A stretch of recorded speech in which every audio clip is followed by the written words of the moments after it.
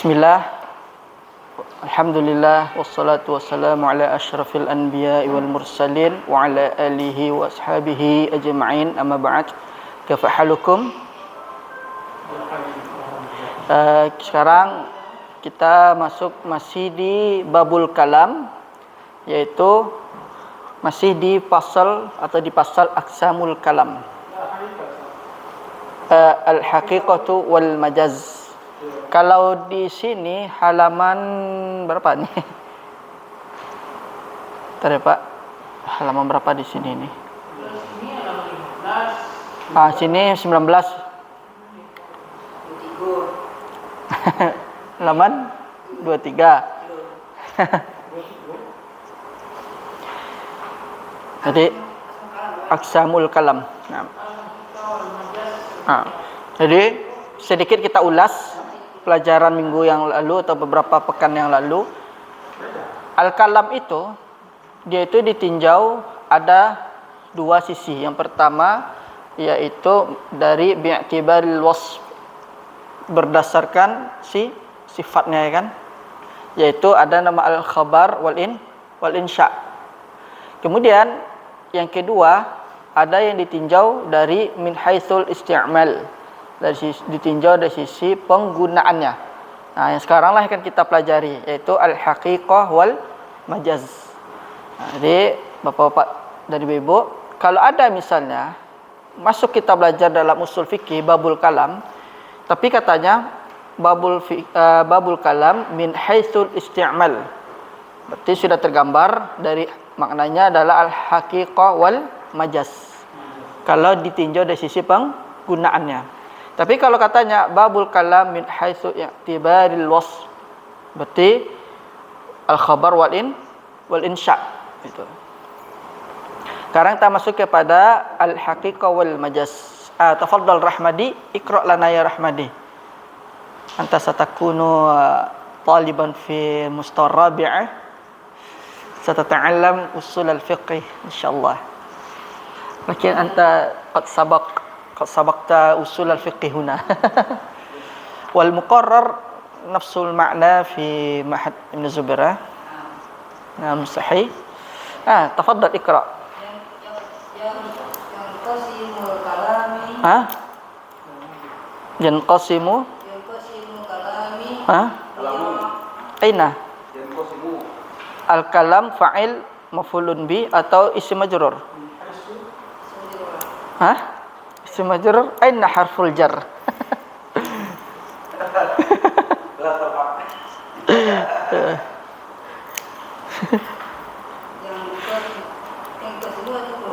Yanqasimu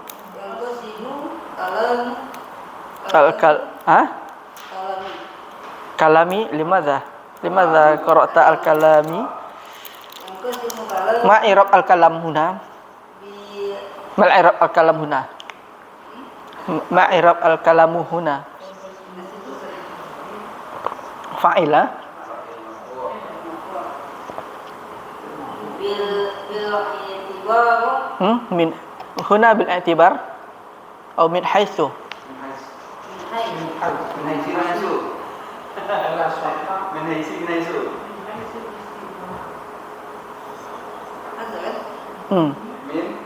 min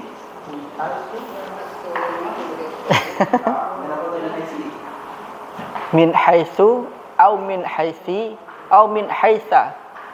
Kaifa taqra?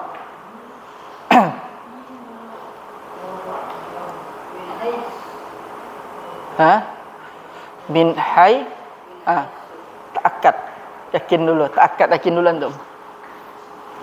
Min haitsu au min haitsi au min haitsa. Naam, yanqasimul kalam. Kaifa? Makasih ya Pak.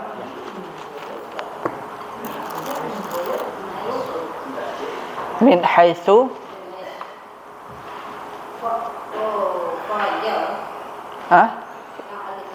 lam natajawaz, mazilna fi wa yanqasimul kalam, lam natajawaz, kita belum lewat ke sana.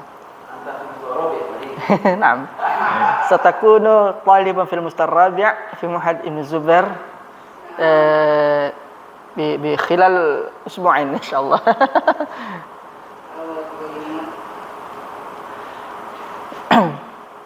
Ya. Huna nahnu naqra'. Nata'allam qira'at al-kutub. Kita belajar sambil belajar baca kitab insyaallah.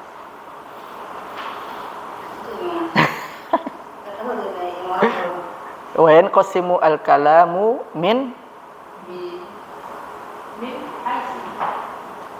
aina. La yujad kalimah min haitsu ما يوجد هنا. هو يتحير يفكر بالزوات دائما. Oh beda kan? Oh نعم. Awak ini kok aku mati, aku majas itu aku kuat. Langsung kalam dulu kuat. Juga. Ya punya apa tuh? Oh, ya, punya kan kuat. Aja dulu. Kesalahan juga, Pak. ماذا تفكر؟ وينقسم الكلام من ها؟ الحيث وينقسم الكلام من حيث الاستعمال إلى حقيقة ومجاز. إلى حقيقة. لماذا قرأت حقيقة؟ Bila harfil jar. قبل الاسم موجود حرف الجر. يوجد حرف الجر. حقيقة ومجاز. نعم. ترجم لنا أولا قبل أن نتجاوز.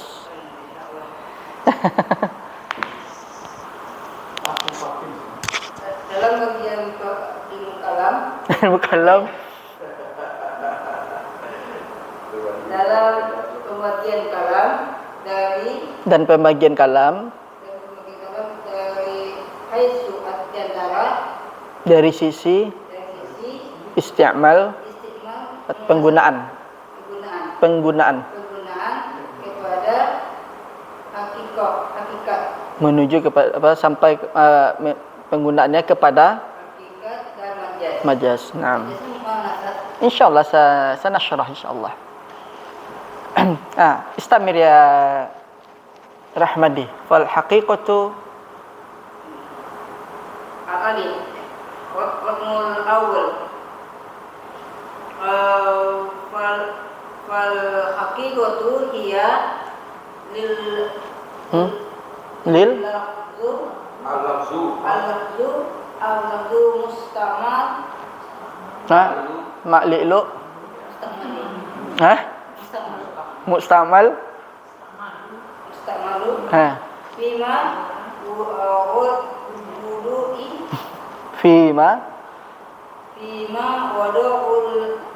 fima wudi'a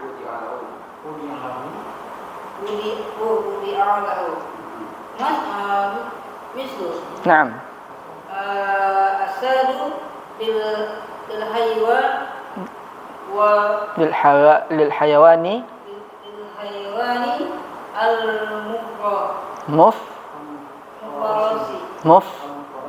muftaris saksi su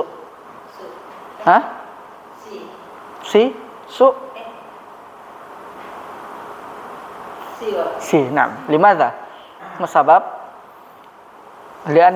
karena muftaris adalah sifat dari hewan. Tarjim lana awalannya Rahmani qabla an nashrah. Maka hakikatnya adalah bukan hakikatnya adalah fal hakiko adalah atau maksud dari hakiko adalah hakikat adalah lafaz musta'mal. Lafzu al-musta'malu lafaz yang digunakan dalamnya diletakkan padanya contohnya singa kepada hewan yang buas. Singa adalah hewan yang buas. Naam. Tawaqqaf qalilana al-haqiqah wal majaz. Sekarang kita masuk ke pembahasan al-haqiqah wal majaz. Kemudian di sini Syekh rahimahullah, yakni Syekh Muhammad bin Shalih Al-Utsaimin rahimahullah, dalam kitab beliau Al-Usul min Ilmi Al-Usul, beliau mengatakan kalam itu wa yanqasimul kalamu min haitsul isti'malu ila haqiqatin wa majazin. Dan beliau mengatakan dan kalam itu terbagi dari sisi penggunaannya. Itu ada yang dimaksud dengan haqiqah dan majaz. Jadi di sini dah masuk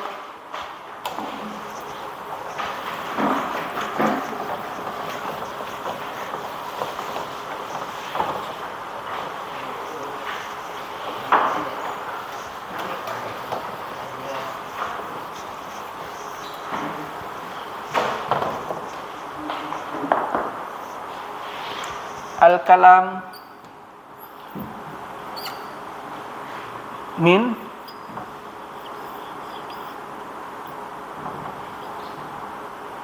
haitsu al-isti'mal lahu.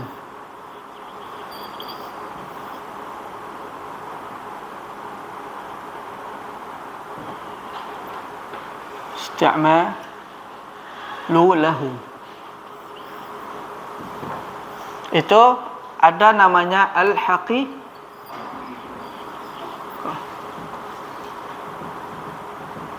ada namanya al-majaz.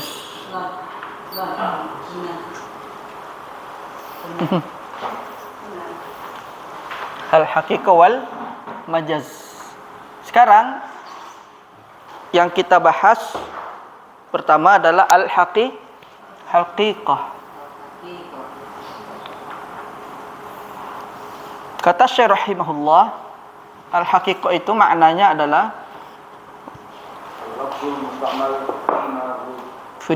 fima wudi'a lahu.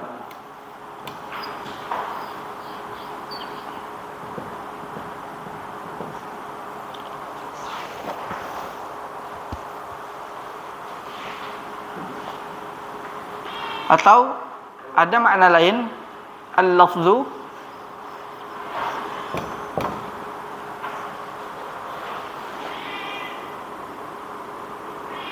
wudi'a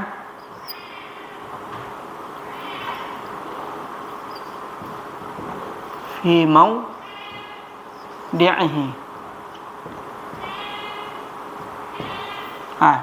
Ini ta'rif atau definisi lain, yaitu lafaz yang diletakkan pada tempatnya itu. Ini ta'rif definisi lainnya itu. Dia katanya fal haqiqatu, kalau di dalam kitab Syekh rahimahullah mengatakan al-lafzu al-musta'malu fi ma wudi'a lah.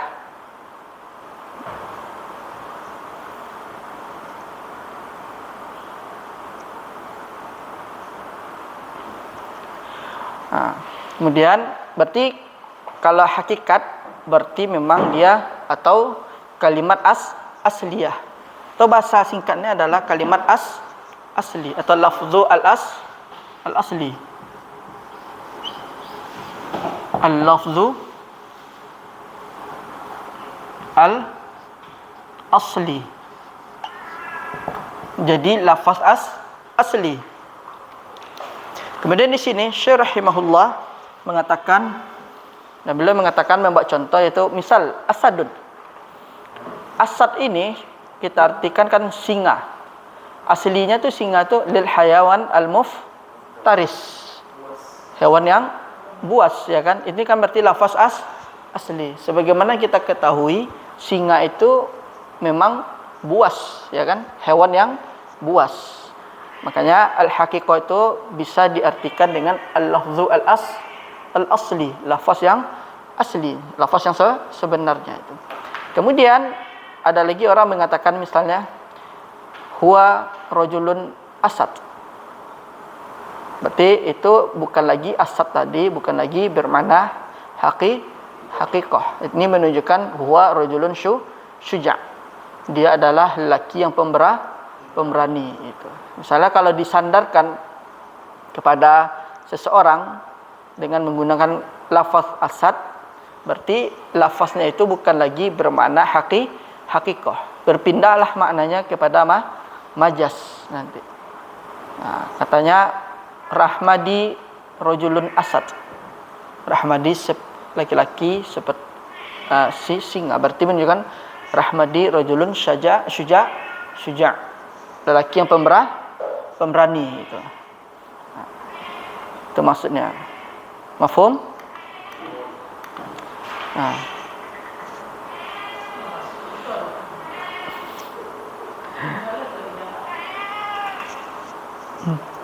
Tafaddal Pak. Baca Pak. Fa kharaja biqaulina al-musta'malu al-muhmal fala yusamma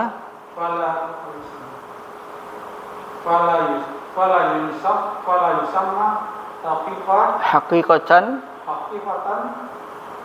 wala majazan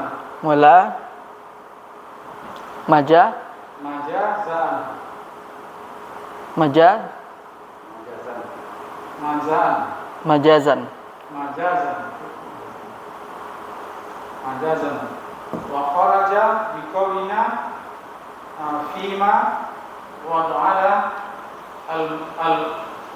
al-majazan. Sekarang coba terjemahkan Pak. Fa kharaja biqaulina al-mustamal.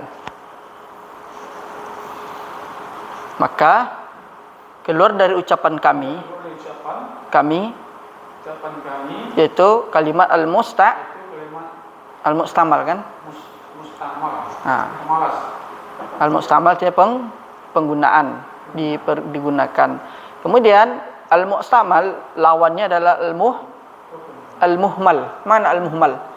Diabaikan, dibiarkan, ditinggalkan.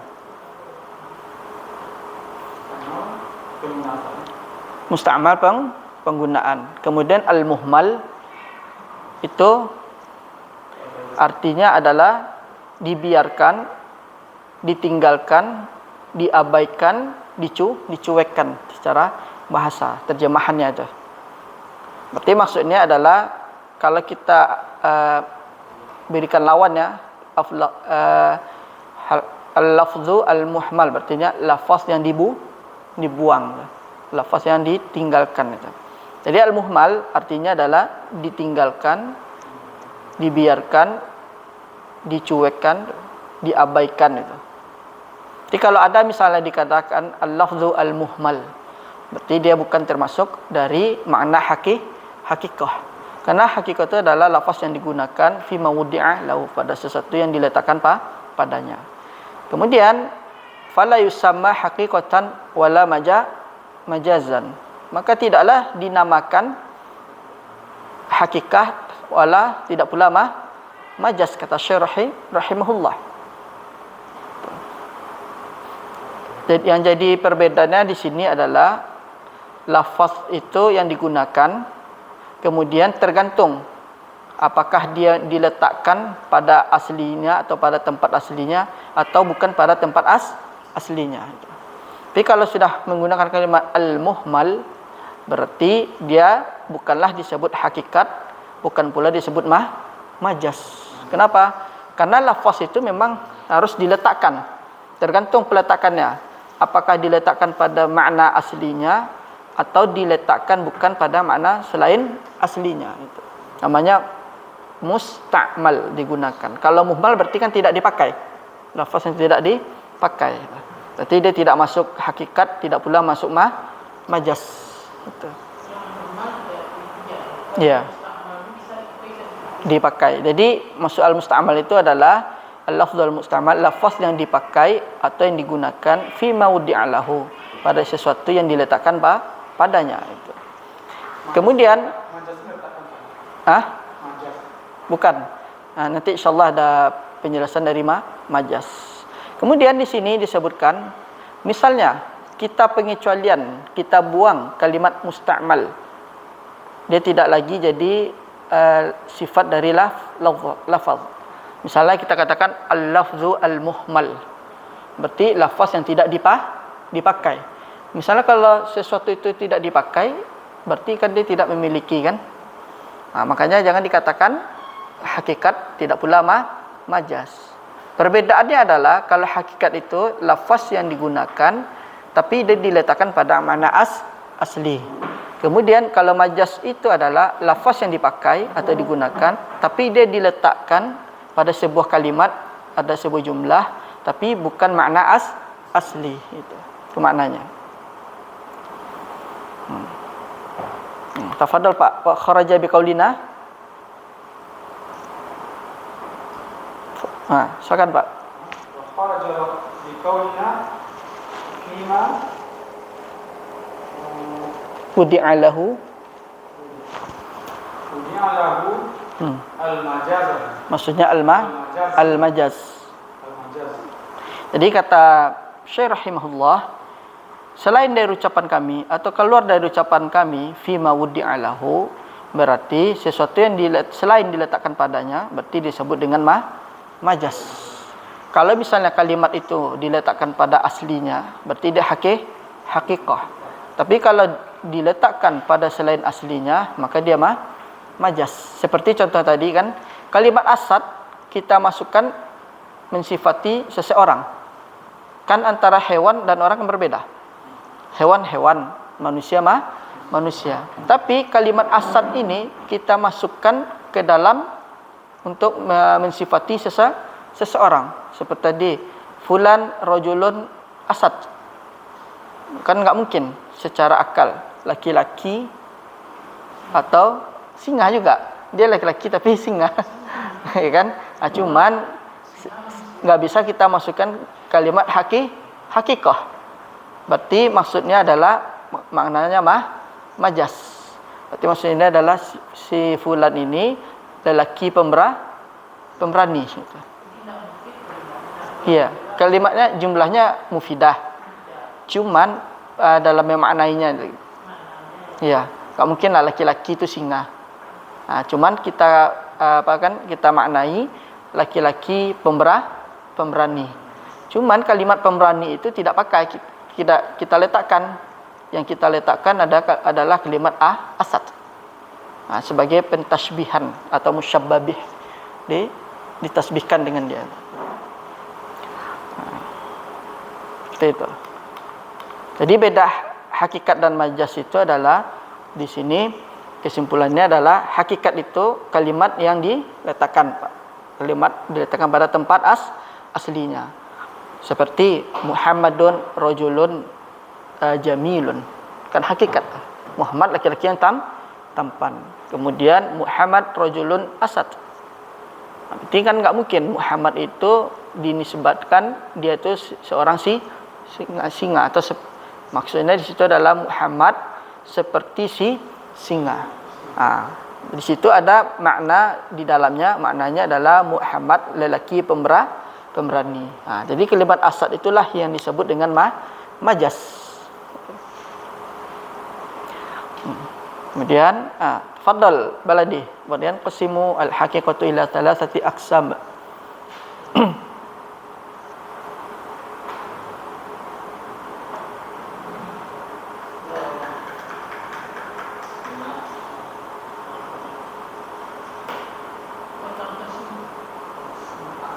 Wa tanqasimu al-haqiqatu ila thalathati aqsamin. Tafadhal.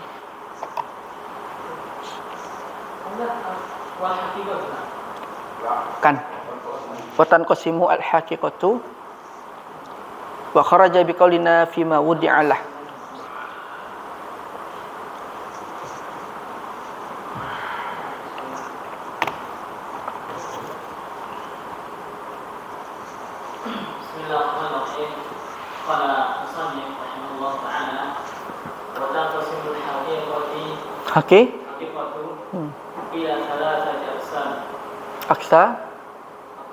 Aksamin.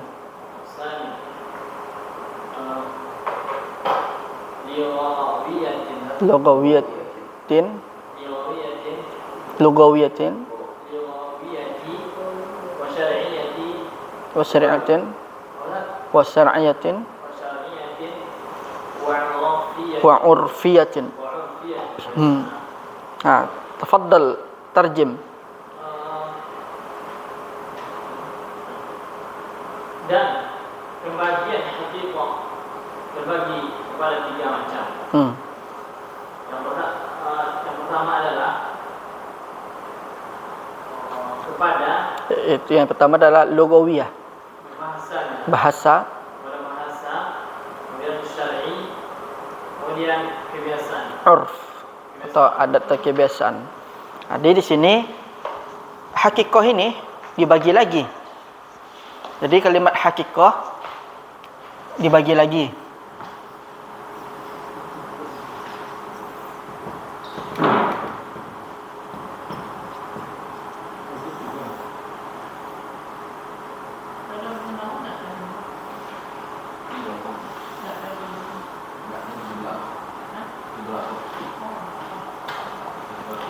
Ada secara lugawiyah, yaitu secara bahasa.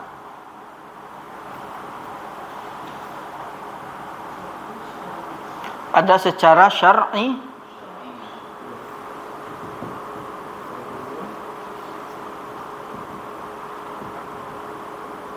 ada secara urfiyah.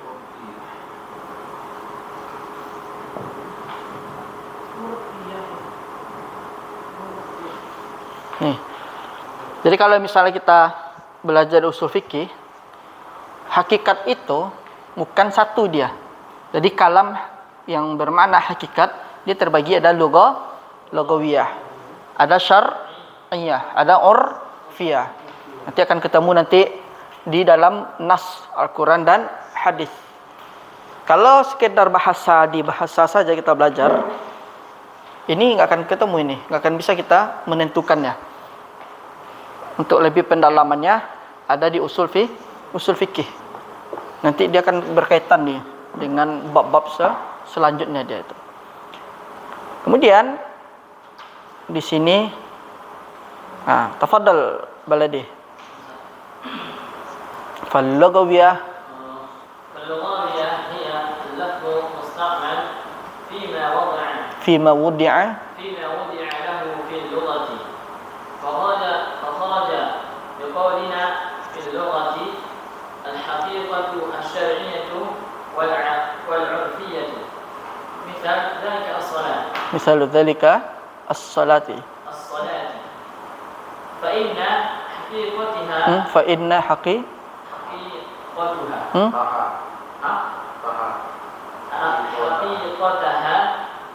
الغاية الدعاء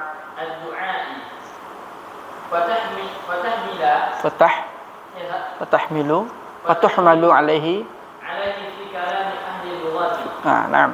Yakfi. Di sini disebutkan fal-lughawiyah hiya. Maka hakikah secara lugawiyah atau secara bahasa itu didefinisikan al-lafzu al-musta'mal fi ma wudi'a lahu fil lughah, yaitu lafaz yang digunakan pada sesuatu yang diletakkan dalam perkara lughah. Misalnya orang Arab itu mengatakan secara lughah, misalnya kolam, ya kan, atau pulpen, atau di sini dikatakan juga kalimat ad-du'a, doa. Kata orang Arab, salat itu dalam secara bahasa artinya doa. Berarti kita bisa mendefinisikan kalimat salat itu secara bahasa artinya lah doa. Itu. Kemudian misalnya ada kalimat lain secara bahasa, misalnya as-saum, as-siyam. Secara bahasa kan artinya kan al-imsak, menahan. Berarti kalau ada orang mengatakan ana asumu kalami, berarti maksudnya saya bukan berpuasa berbicara. Maksudnya adalah saya menahan ucapan saya. Berarti kalimat soma yasumu, saum tadi itu dipahami secara lugawiyah.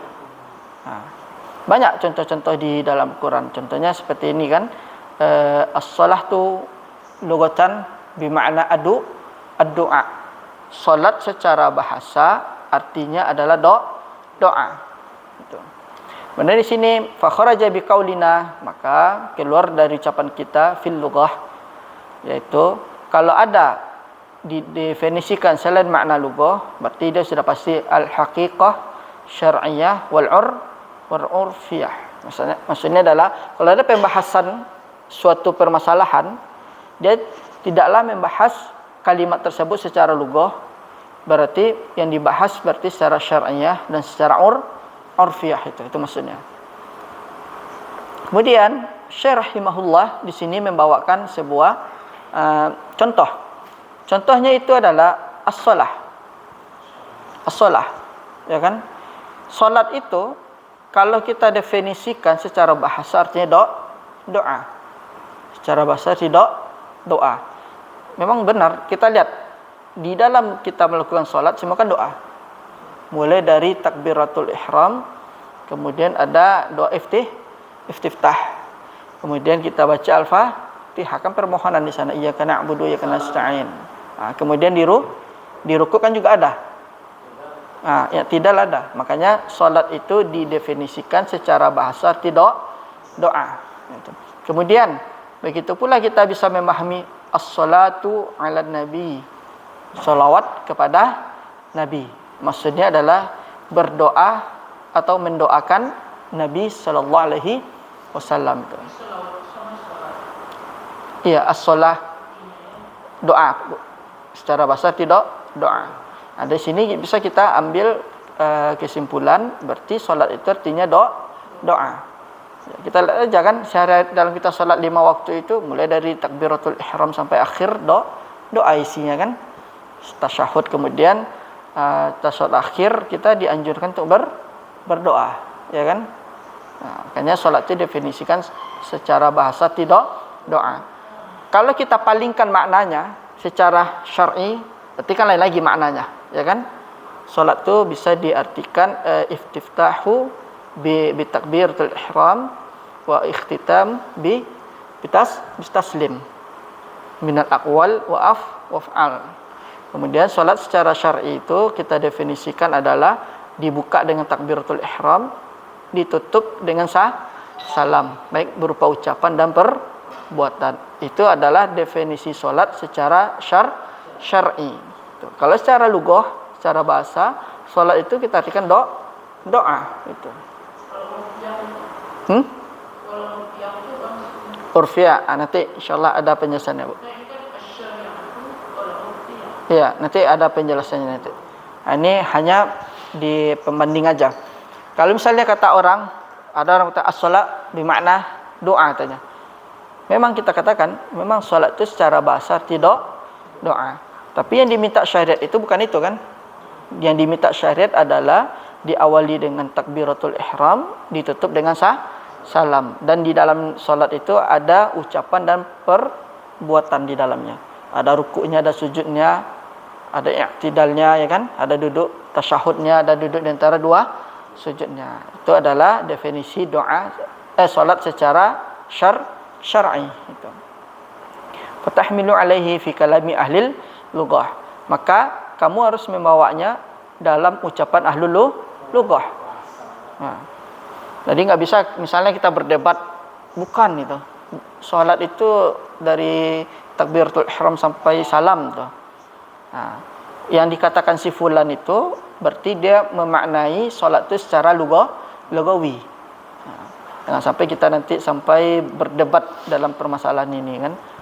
Nah, kemudian makanya kan para ulama itu terkadang di dalam kitab-kitab beliau itu mereka itu sering membawa secara bahasa, secara istilah, secara syar'i katanya. Nah, itu tujuannya biar kita ada gambaran kan, bahwasanya lafaz ini secara bahasa maknanya ini, secara istilah maknanya ini. Biar kita ada nanti penyaringan kan, tasfiyah itu. Penyaringan. Jadi jangan sampai kita nanti menyalahkan yang lain itu. Kemudian di sini kata Syekh rahimahullah, maka dibawalah pada makna kalam ahli lughah. Jangan sampai kita bukan loh. Padahal yang dimaksud adalah secara lugawiyah, bukan secara syar'iyah. Yang seperti saum, secara bahasa al-imsak. Ya kan? Secara bahasa artinya menahan itu. Kemudian secara bahasa misalnya al-i'tikaf. I'tikaf itu kan artinya al-mukus, berdiam. Ya kan? Secara bahasa. Dari secara bahasa aja bisa kita tarik nanti ke makna syar'i. Nanti dia akan ketemu.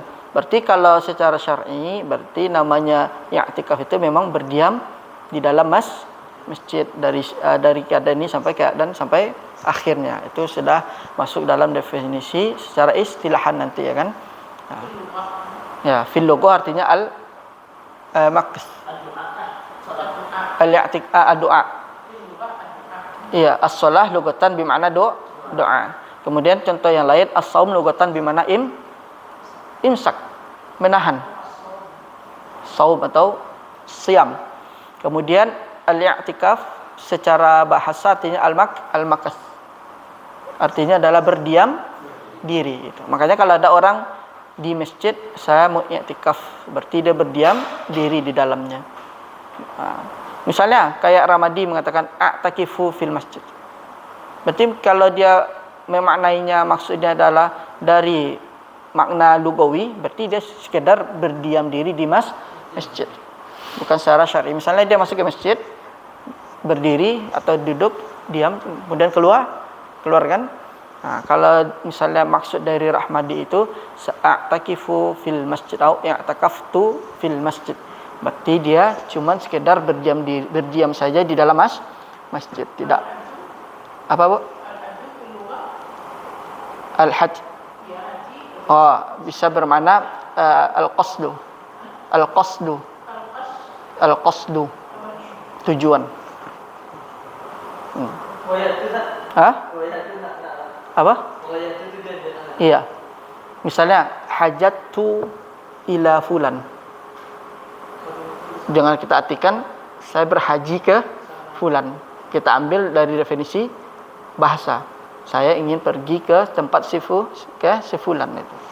Itu secara bahasa itu. Al-qasdu. Saya berkeinginan atau bertujuan ke tempat fulan. Kayak seperti al-umratu bimana az-ziyarah. Ya. Cuma nanti kan secara syar'i berbeda lagi maknanya, ya kan?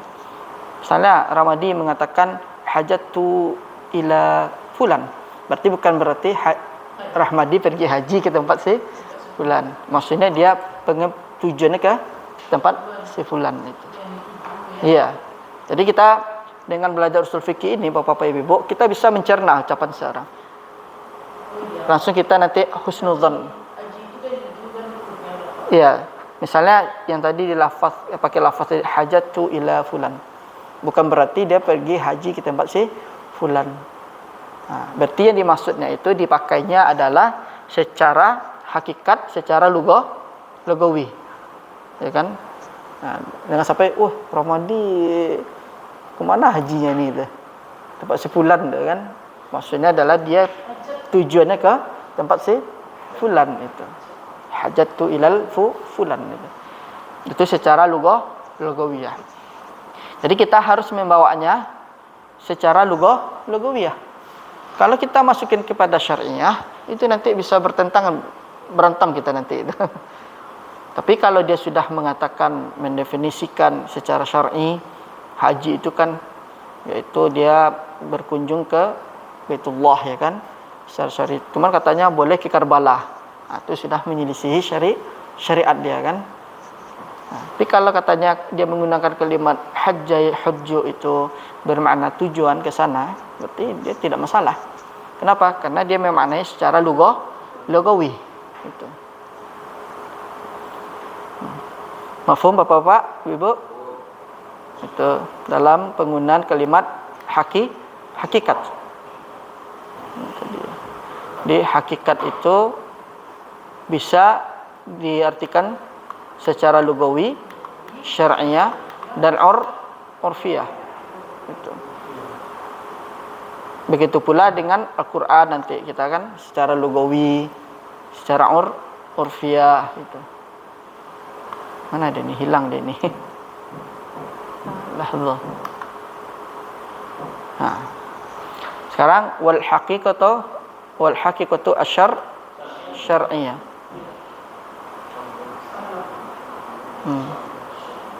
Tafadhal Bu. Al haqiqatu والحقيقة الشرعية هي اللفظ المستعمل فيما وضع له في الشرع وخرج بقولنا في الشرع الحقيقة اللغوية والعرفية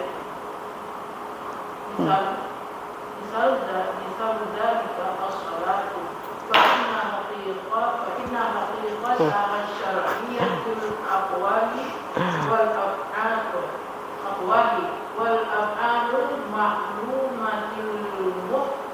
al-ma'mulatul al-muftatahatu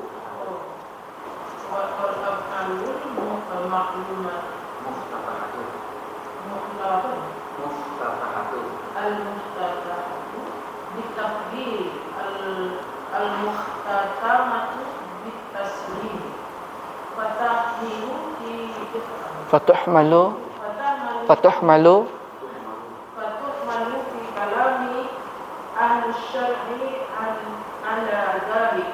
Tafadhali Bu, silakan diterjemahkan Bu. Wal haqiqatu asy-syar'iyyatu, Dan hakikat secara syar'i adalah lafaz yang bisa dipakai pada tempat diletakkan baginya secara syariat.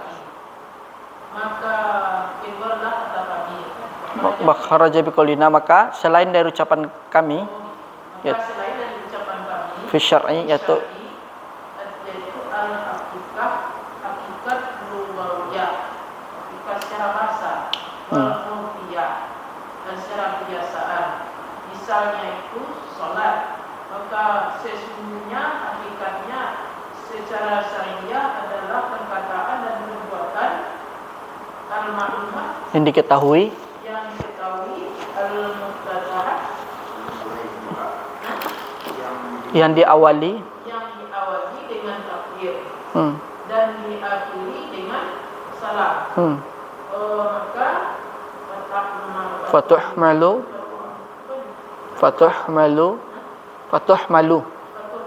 maka dibawalah kalimat tersebut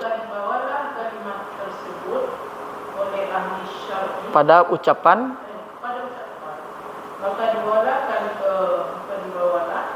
kalimat syariah itu dikalami pada ucapan ahli syari ala dzalika, ahli syar'i bukan yang mendefinisikan secara syariat itu, yang mendefinisikan secara syariat di atas itu. yang demikian. Nah, sekarang kita masuk kepada wal haqiqatu syar'iyyatu hiya. Dan hakikat secara syar'i itu, ini yang bagian kedua, yaitu juga sama, lafaz yang dipakai fi ma wudi'a lahu fi syar'i, pada sesuatu yang diletakkan padanya dalam perkara syar'i. Fa kharaja biqaulina, maka keluar dari ucapan kami fi syar'i. Maksudnya adalah kalau misalnya ada menggunakan selain kalimat syar'i, selain dari kalimat syar'i, berarti dia hakikahnya bermakna al-lughawiyah dan urfiyah itu. Jadi artinya selain dari kalimat syar'i. Maksudnya di situ adalah misalnya ada orang mendefinisikan hakikat selain dari syar'i, berarti sudah pasti kita fahami berarti dia hakikat secara lugawi dan secara urfiyah itu. Wa misalu dzalik, dan contohnya itu adalah salat tadi. Kalau salat secara bahasa kita ketika doa, ya kan? Kemudian di sini fa inna haqiqataha asy-syar'iyyatul aqwalu wal af'alul ma'lumatu al muftatahatu bitakbir wal mukhtatamatu taslim. Maka sesungguhnya hakikat syar'i itu adalah, yaitu hakikat salat di dalam syar'i disebut dengan ucapan dan perbuatan al-ma'lumah yang diketahui. Itu diketahui dibuka, diawali dengan takbir. Ditutup, diakhiri dengan salam. Fatuhmalu fi kalami ahli syar'i ala dzalik. Jadi kita diminta sama Syekh rahimahullah, maka dibawalah kalimat hakikat syar'iyyah ini sebagaimana yang diucapkan oleh ahli syar'i. Sana ulama mendefinisikan salat seperti tadi. Ya, berarti kita bawa, kita jadikan makna salat itu secara syar'i. Misalnya ada orang mengatakan saum itu, puasa itu menahan dari terbitnya fajar sampai terbenamnya matahari itu. Yaitu menahan syahwat, lapar dan haus. Jadi kalau ada yang mengucapkan itu, berarti kita bawa pemahamannya, berarti maksudnya itu adalah yang disampaikannya adalah hakikat secara syar'i gitu. Kalau ada yang mengatakan tadi as-saum bimakna al-imsak, berarti maknanya adalah puasa itu secara bahasa itu menahan. Secara syar'i yang sebagaimana sudah disampaikan tadi. Jadi kita bawa aja. Kalau ulama secara syar'i mendefinisikan ini secara syar'i, berarti kita bawa ini makna lafaz ini secara syar'i. Kalau ulama mengatakan ini secara lughah, berarti kita bawa maknanya secara lughah itu.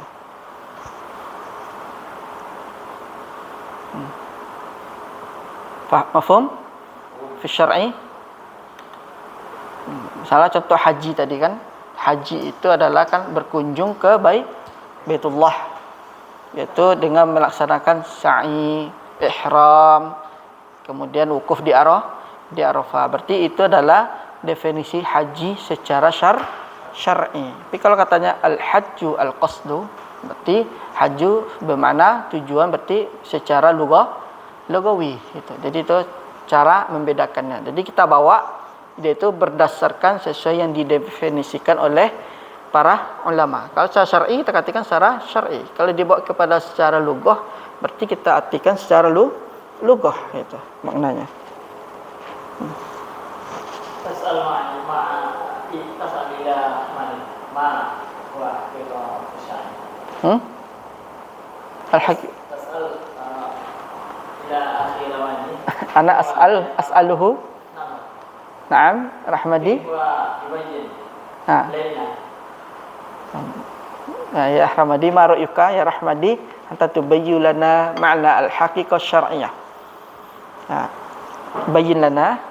Ha, ya Rahmadi. Ha. Naam, la bas.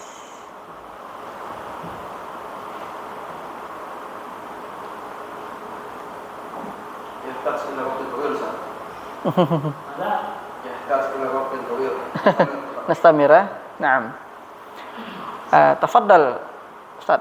والحقيقة العرفية. والحقيقة العرفية هي اللفظ المستعمل فيما وجه له في العرف فخرج بقولنا في العرف الحقيقة اللغوية والشرعية. مثال ذلك الدابة فإن حقيقتها العرفية ذات الأربع من الحيوان فتهمل عليه في كلام أهل العرف. نعم. تفضل ترجم لنا يا أستاذ. والحقيقة Hakikah secara umumnya maksudnya adalah lafaz yang digunakan yang diletakkan secara huruf. Maka keluar dari maksud kami fil urfi, yaitu hakikah, lugawiyah dan syariah keluar. Kemudian contohnya adalah ad-dabbah. Sesungguhnya secara bahasa dia adalah hewan yang mempunyai 4 kaki. Maka dibawa kalimat tersebut dibawa kepada perkataan ahli huruf. Naam. Sekarang kita masuk ke bagian yang ketiga dari hakikah, yaitu urfiyah. Kemudian di sini disebutkan secara urfiyah. Hakikat secara urfiyah itu didefinisikan lafaz yang digunakan dan diletakkan dalam perkara urf. Atau misalnya masyarakat mengatakan seperti dabbah. yaitu hewan yang melata, sesuatu yang melata ya kan. Orang tahu sesuatu melata itu bisa hewan kaki 4, bisa juga yang tidak berkaki 4 itu. Kemudian di sini disebutkan fa kharaja biqaulina, maka selain dari ucapan kita fil urf. Nah, kemudian kata Syekh rahimahullah, yaitu kalau ada pembahasannya yang tidak ada kaitan dengan urf, berarti hakikatnya secara lugawi dan syar'iyah gitu. Wa misalu dzalika, contohnya itu adalah Syekh membawakan dabbah. Dabbah itu kan sesuatu yang melata, ya kan? Tapi ada juga dabbah ini ada yang mengatakan juga manusia. Kenapa? Karena dabbah itu adalah artinya sesuatu yang berjalan di atas muka bumi.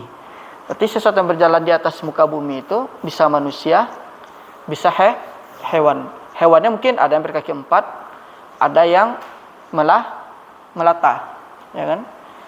Kemudian di sini Syekh rahimahullah mengatakan fa inna haqiqataha al-urfiyah, maka sesungguhnya hakikatnya secara urf. Jadi secara masyarakat itu kalau sudah mengatakan dabbah, langsung pikiran mereka langsung mengatakan hewan berkaki 4 atau sesuatu yang berkaki 4 gitu. Nah, kemudian bisa jadi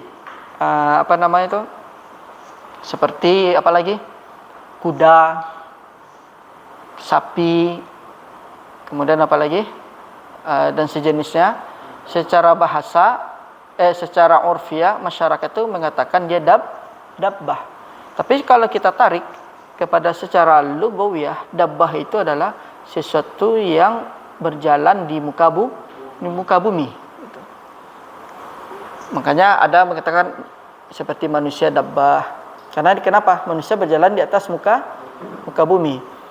Ada juga hewan, ya kan? Karena hewan juga berjalan di muka bumi. Iya, makanya ada bilang dabbah itu kendaraan juga. Karena secara lugawiyah dabbah itu kita tarik definisinya adalah sesuatu yang berjalan di atas muka bumi.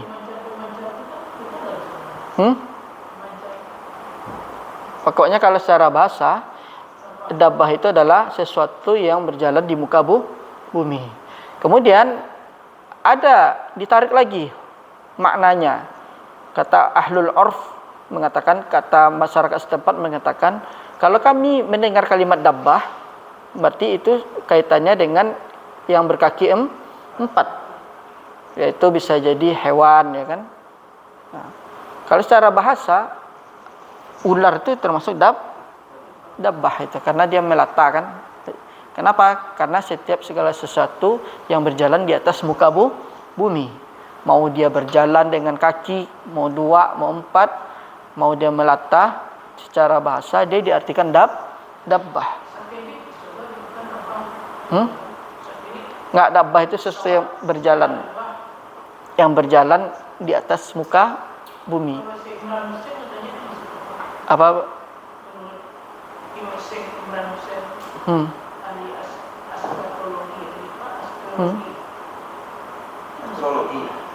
Astrologi. Nah, ini ada di zaman. Oh, itu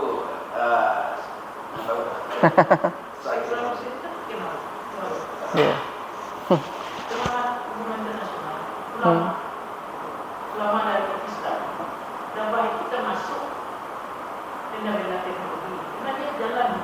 Jadi nanti dia bergambar, dabbah itu sudah keluar. Jadi pada sekarang sudah ada dabbah. Dabbah yang sudah keluar itu termasuk satelit-satelit, jaringan-jaringan internet ini semua. Itu dabbah aplikasi. Itu Dia memang menganalisa tentang berarti. iya. Tapi yang Dijadikan rujukan itu oleh ulama-ulama di zaman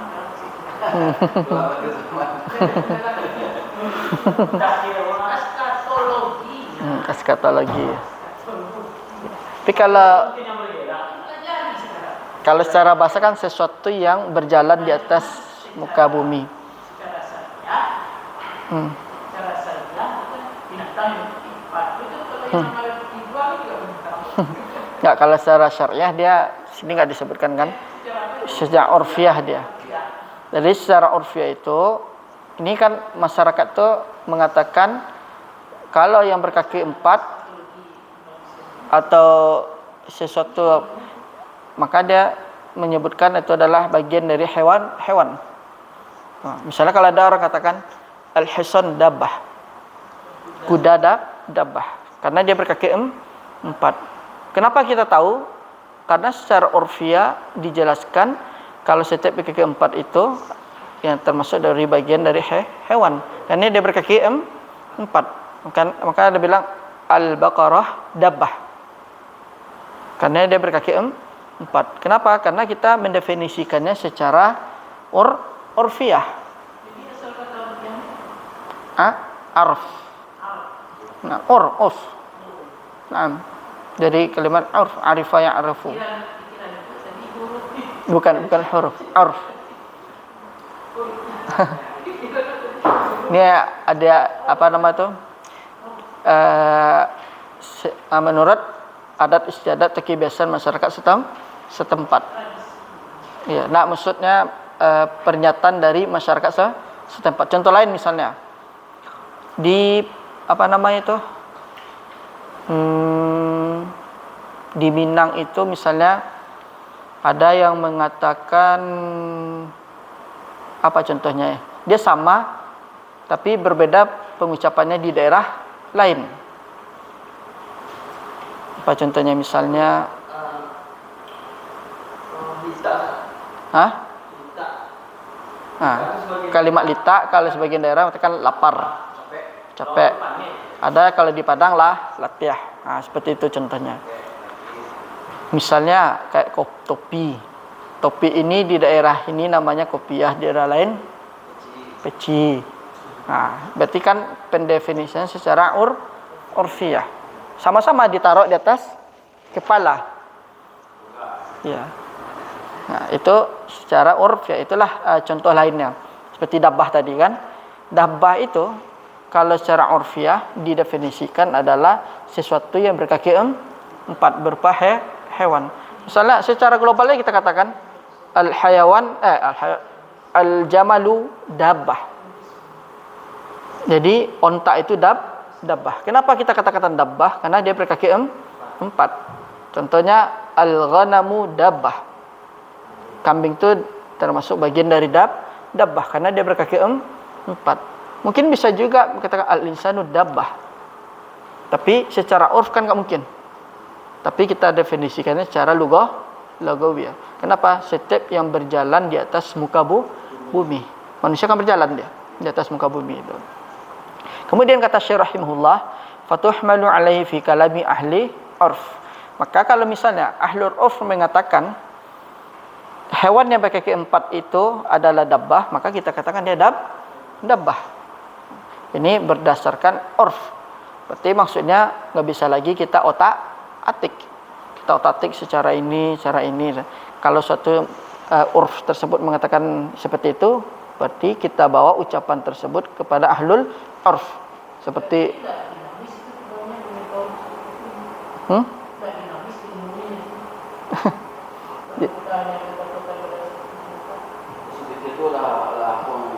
dia dirinci-rinci sama mereka. Jadi usul fikih itu dirinci-rinci. Itu pasti. Iya. Sebagai matematika satu. Iya. Cuman di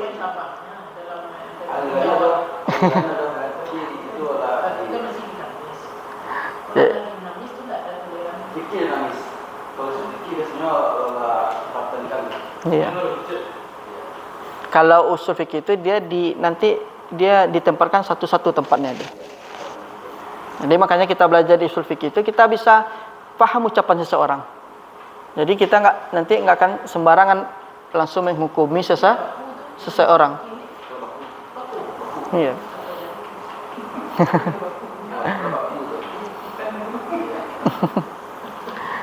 Jadi misalnya kalau misalnya ahlul urf mengatakan, kita ulang lagi, sesuatu yang dabbah itu katanya adalah hewan berkaki 4.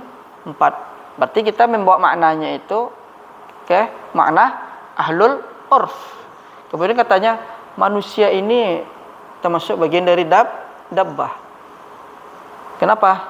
karena segala sesuatu yang berjalan di atas muka bumi. Berarti kemana kita arahkan? Berarti secara lugawi itu.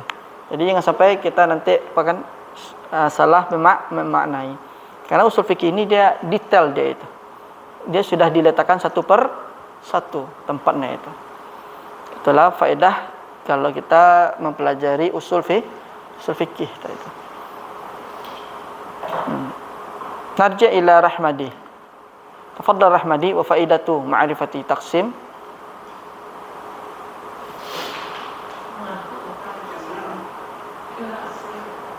Wa faidatu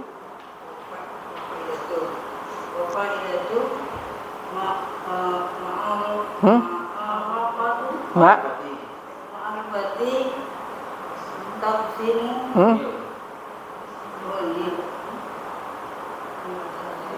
hakikati illa salah satu, bukan illa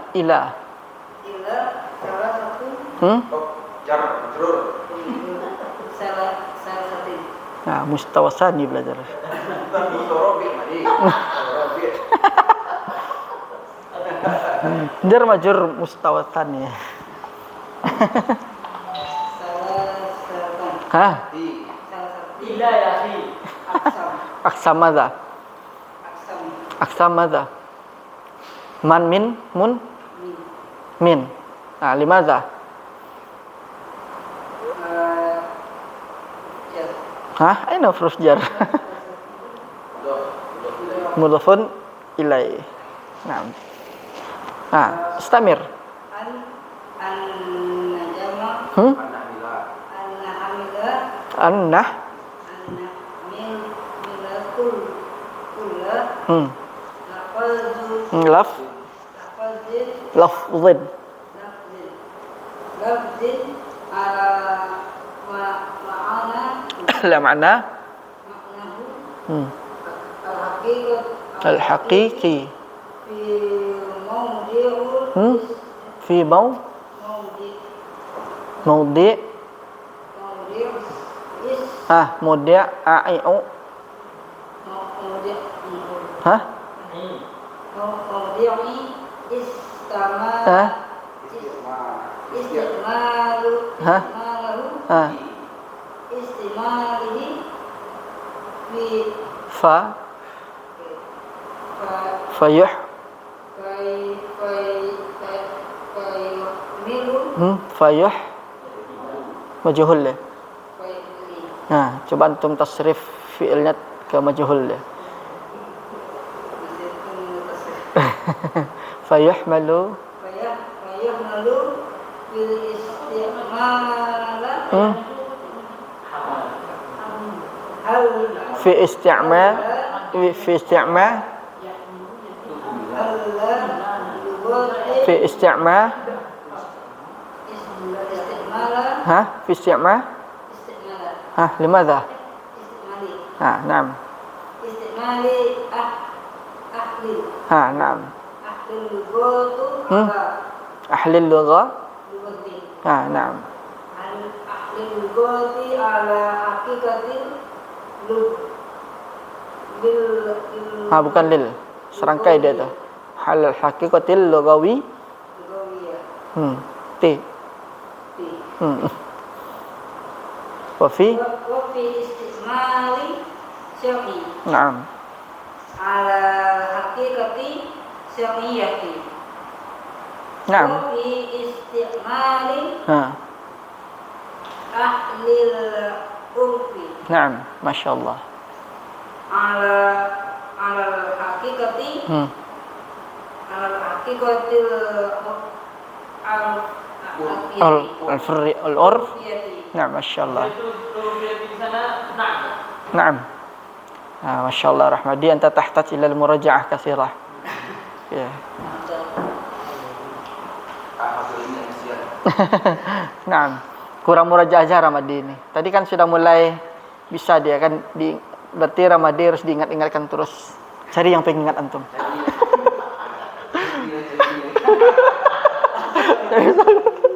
cari yang mengingatkan antum tadi antum baca kitab dapat ada ya.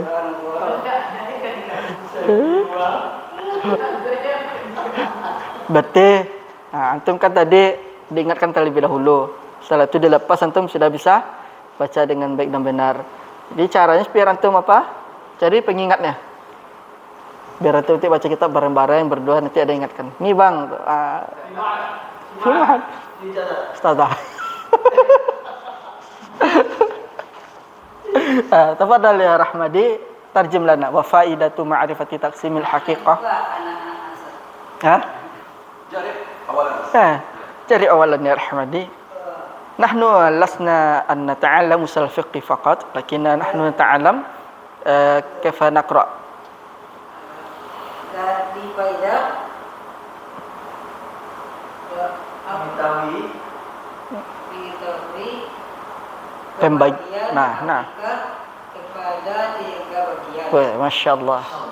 Memang harus ada pengingat ya Rahmadi. Yang membawa Kita kebawa yang kita bawa kepada setiap lafaz terhadap makna hakikat fikih dalam meletakkan penggunaannya. Dalam Maka dibawalah di dalam pengguna ahlul keluarga bukan ahli lugah ahli lugah terhadap Ma'am. hakikat lugah bahasanya. lugawiyah. Naam, sahih. Dalam penggunaan secara hukum Syar'i. syar'i terhadap hakikat hukum syar'i. Dalam penggunaan ahli ini Ahli urf yang kebiasaan terhadap hakikat kebiasaannya. Nah, Masya Allah. Dan di sini Syekh rahimahullah mengatakan, dan faedah mengetahui, mengenal pembagian hakikat sampai kepada 3 bagian ini. Nah, berarti kan ulama usul itu kan tidak sia-sia, tidak main-main mereka kan, bukan hanya sekedar meletakkan saja kan, tapi ada faedah, ada manfaat di dalamnya. Kata Syekh rahimahullah, kita membawa setiap lafaz itu di atas maknanya. Kalau dia hakikah, maka diletakkan dalam penggunaannya. Misalnya, kalau misalnya contoh seperti ini, fa yuhmalu fi isti'mali ahli lughati al haqiqati al lughawiyah. Kalau misalnya dibawa secara bahasa, berarti kita juga membawanya secara bahasa. Biar kita tidak saling menyalahkan itu. Mungkin si fulan berkata seperti ini, kita langsung husnudzon. Berarti dia bisa jadi dia membawa ucapan itu dalam secara makna lugawi. Kemudian kata Syekh rahimahullah juga, dan penggunaan juga secara syar'i alal haqiqah. Nah, kalau misalnya digunakan lafaz ini secara syar'i, berarti kita bawa juga secara syar'i. Contoh seperti solat tadi kan, ada para ulama mendefinisikan solat itu yaitu istiftahu bi takbiratil ihram, kemudian wa taslim bil wa ikhtitamu bi taslim minal aqwal wal af'al. Nah, berarti itu kita berarti membawakannya secara syar'i. Kemudian misalnya dikatakan salat doa katanya, meskipun enggak disebutkan secara lugatan katanya, as-shalah doa katanya. Berarti kita langsung memahami si fulani membawa definisi doa secara lugawi tanya. Kemudian seperti tadi, kalau secara urf, kemudian dabbah. Secara urf, kebiasaan masyarakat itu biasanya kalau sudah mengenal kalimat dabbah itu, berarti katanya hewan berkaki 4.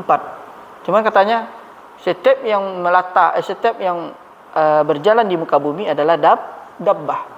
Katanya masuk manusia, masuk hewan dan yang sejenisnya. Berarti kita fahami si fulan ini berbicara dari sisi lugawiyah. Tapi kalau katanya dabbah itu adalah yang berkaki 4 termasuk hewan. Berarti kita menghukuminya si fulan sedang berbicara secara urfiah itu. Kemudian seperti tadi misalnya kan di daerah lain lita itu diartikanlah lapar. Di daerah lain lita itu panek atau latiah. Berarti kan sesuai dengan urfiahnya gitu. Kebiasaan. Iya, urfiah kebiasaan atau sesuai yang diletakkan oleh masyarakat setempat. Antum orang mana, Rahmadi? Nah, lita di posisi apa artinya? Lapa aja. Berarti secara lugawi kan, secara urfiah. Kemudian di Padang lita itu kan latiah. Berarti kan berbeda dengan. Kemudian apalagi? Misalnya batiah. Batiah di Sumatera Payakumbuh yang boleh berdekat batiah. Kemudian di daerah apa ada yang kata rengginang ya kan. Itu kan secara urfiah itu. Kemudian apalagi makanannya itu? Misalnya dari jenis makanan apa? Hah? Pepaya. Pepaya apa kalau di Padang pepaya apa? Di daerah lain? Pensampelo. Kalau kampung ini botik tak? Apa? Botik. Botiah. Berarti kan secara urfiah ya kan? Saka di Padang gula merah. Gula merah. Kalau di tanam jangan kita lagi nggak boleh. Apa itu, Bu? Saka. Oh. Berarti kan itu secara berarti lafaznya secara urfiah.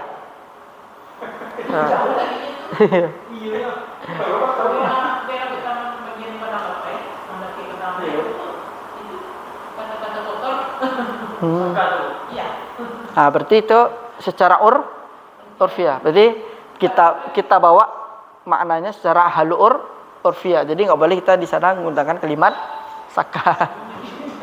Ya gula merah aja kita katakan kan, gula merah aja.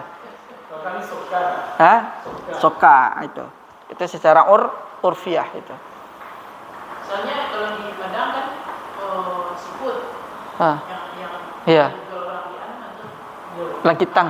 Kalau di Padang, kalau di dari tinggi itu siput.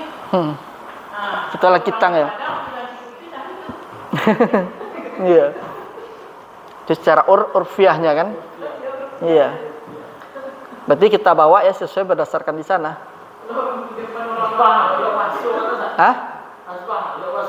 Iya. Makanya kita bisa itu setelah kita paham kosakata mereka, berarti kita mengetahuinya itu kan dari sisi usul fikihnya kan? Ada perbedaannya. Itu faedah kita mempelajari usul fikih. Nanti enggak sembarang kita ngomong di sana kan, dapat info. Oh iya, enggak usah kita berdebat. Kosaka. Kancing itu kan dewa. Nah. Kalau tinggi kecil. Iya. Iya. Terus seperti ada yang mengatakan babi itu kondiak. Ya kan? Ciliang. Ada kondiak sama ciliang. Berarti orang tuh mengatakan di sana. Misalnya di mana? Di posisi ciliang. Kondiak ya kan? Mungkin di Padang babi orang kan. Berarti kan secara urfiah.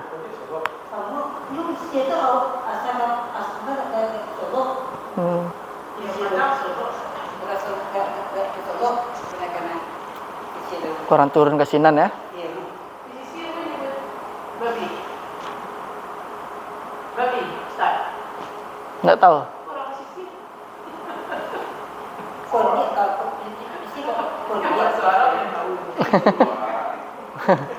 Itu secara urfiah. Jadi nanti pas kita ke sana kan kata orang, kondiak babi mah ada. Berantem kita kan. Nah, kalau kita misalnya belajar usul fikih kan, oh berarti ini secara urfiahnya kan. Iya. Jadi kalau kita belajar usul fikih, berarti dia masyarakat setempat mengatakan kondiak ya kan. Kita katakan babi misalnya kan. Inyak, mungkin di daerah tertentu ada mengatakan inyak misalnya kan. Ada orang mengatakan inyak itu orang tua orang kan. Kata kan ini orang tua. Kan kita pergi harimau mah. Berarti kan secara urfiahnya aja kita apa? Iya.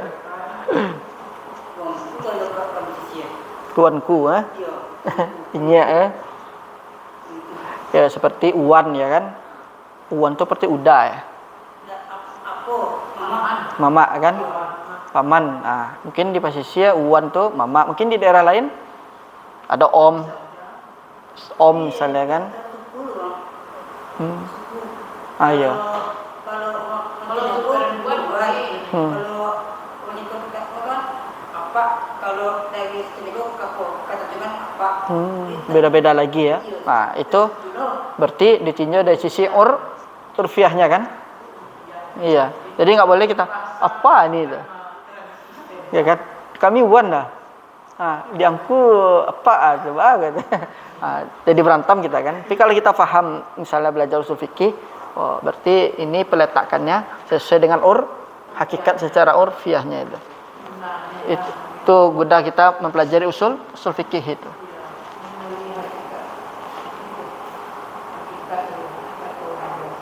Ya. Jadi di sini jadi hakikat itu ada secara lugawiyah, syariah, urfiyah. Itu. Yang mau catat silahkan dahulu. Yang mau catat.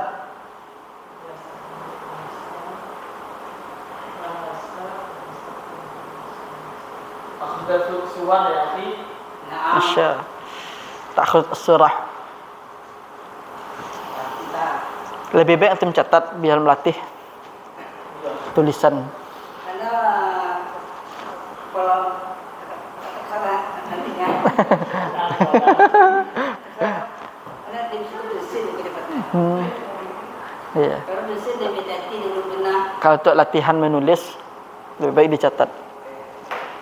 Foto-foto juga nanti kalau antum di perjalanan kan, saya lihat murojaah. Pakai kedua-duanya.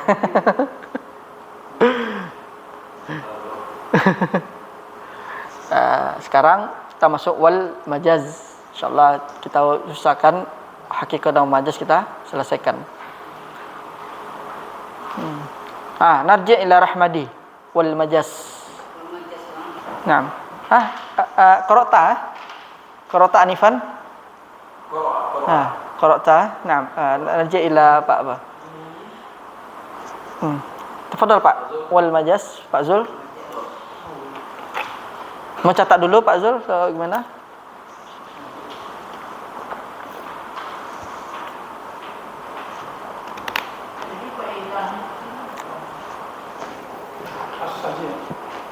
As-tsani awal majaz.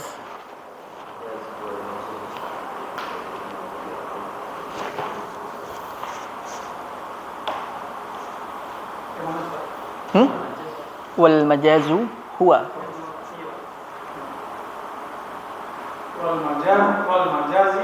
Wal majazu. Wal majazi. Zu.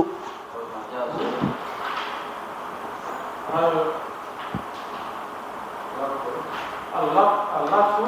Naam. Al-lafzu. Al-mus. Ta'malu. Al-mus. Ta'malu bi ghairi ma ma wudi'a lahu. Naam, sahih. Mislu as-sadu lirrajuli asy-syuja'u. Asy-syuja'. Naam, tafadhal tarjim Pak, terjemahkan dulu. Dan majaz adalah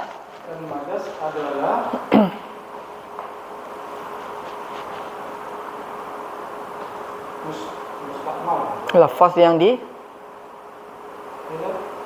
dipakai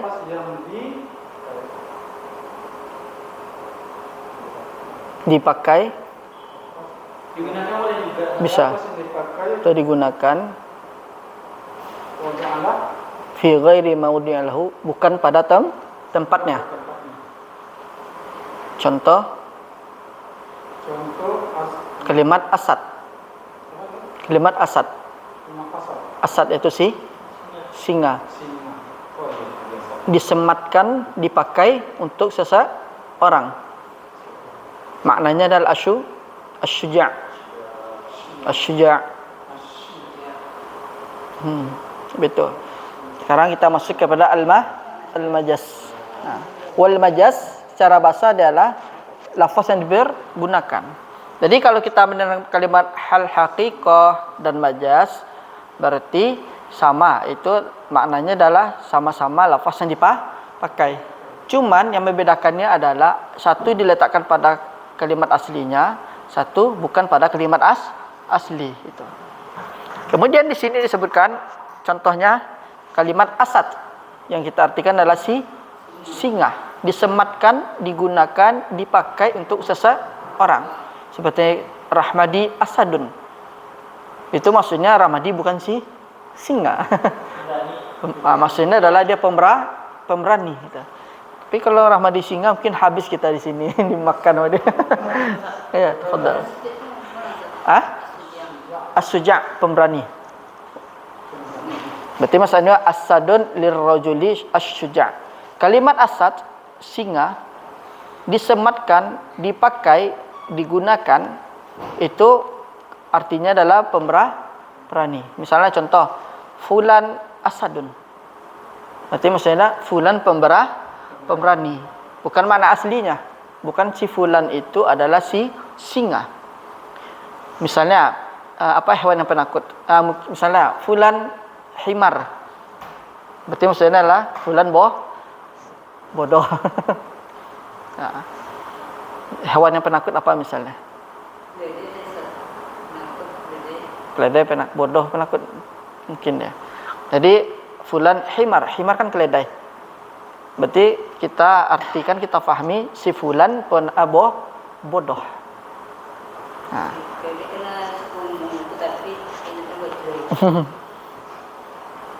Kayak apa lagi yang penakut itu?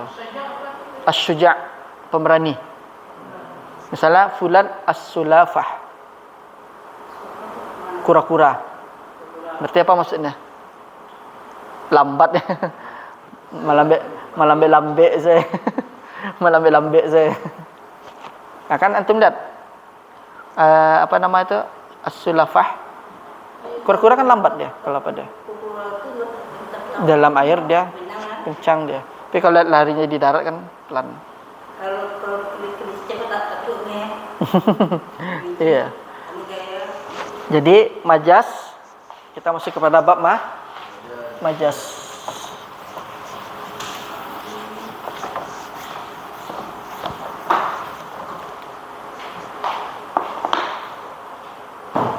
Al-majaz.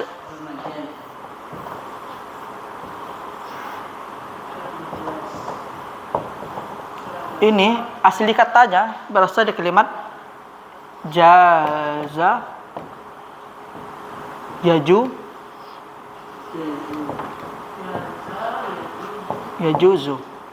Ya kan? Ini asal kalimat dari majaz. Kan kita pernah yajuz amla. Boleh pak? Tidak. Artinya boleh secara bahasa. Kemudian kalimat al-majaz ini sendiri itu dia disebut dengan isim makan. Jadi al-majazu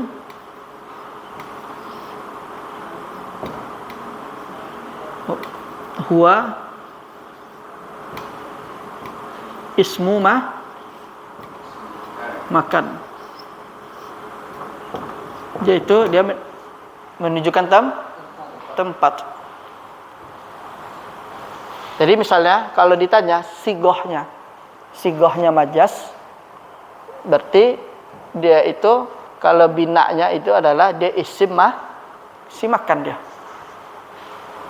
Di lafaz majaz ini sendiri dia itu adalah disebut dengan isim makan, menunjukkan tempat itu. Asal katanya dari jaza yajuzu. Jaza yajuzu. Jaza yajuzu.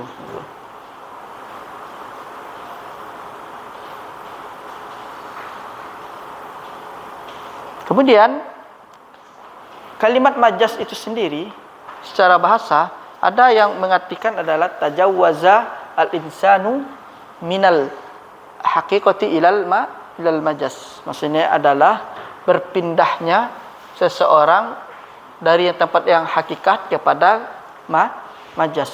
Kalau didefinisikan secara bahasa lagi. Jadi majaz itu secara bahasa diartikan tajawwaza al-insanu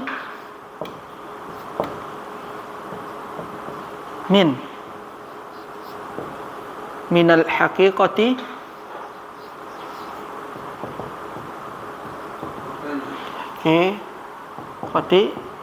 ilal majaz. Maksudnya adalah intaqala, maksudnya berpindah.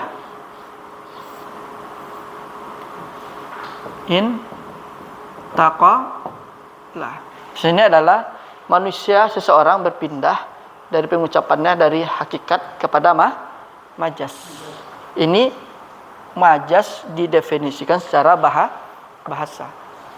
Misalnya tajawaz, berarti artinya berpindah. Makanya diartikan majaz itu adalah sesuatu tempat yang berpindah, bukan tempat aslinya dia itu. Itulah didefinisikan majaz, bukan tempat aslinya. Seperti peletakan kalimat asad ini. Asad ini kan bukan ditempatkan untuk seseorang, tapi dia ditempatkan pada kalimat hewan. Kalau bisa kita katakan seperti rajulun asad, laki-laki itu seperti singa. Berarti kan dia menempatkan kalimat bukan pada aslinya. Aslinya adalah rajulun syuja', lelaki pemberani. Kemudian kita hilangkan kalimat syuja', kita ganti dengan kalimat asad. Kalimat asad itu adalah dia menempati bukan tempat yang aslinya. Makanya disebut majaz. Makanya didefinisikan tajawwazal insanu minal haqiqa ilal majaz, yaitu berpindahnya seseorang ucapannya dari hakikat kepada majaz itu. Jadi dia melewati ini. Pindah dia itu. Bukan yang aslinya itu.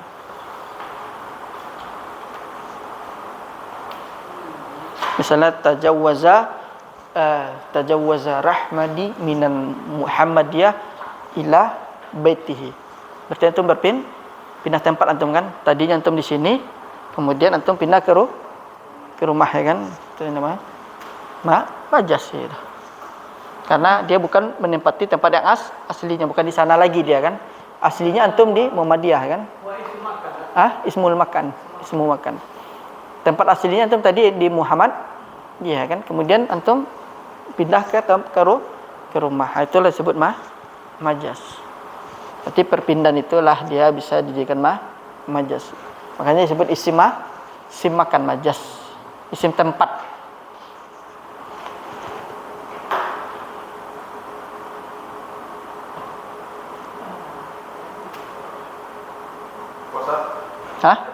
Yakfi Zat? Masya Allah. Ini berasa apa? Ini baru secara insyaallah pekan depan fi usbul qadim insyaallah sanastamir wa nuwasil dirasatana insyaallah nakhtim bi doa kafaratul majlis subhanakallahumma bihamdika asyhadu an la ilaha illa anta astaghfiruka wa atubu ilaik. Assalamualaikum warahmatullahi wabarakatuh.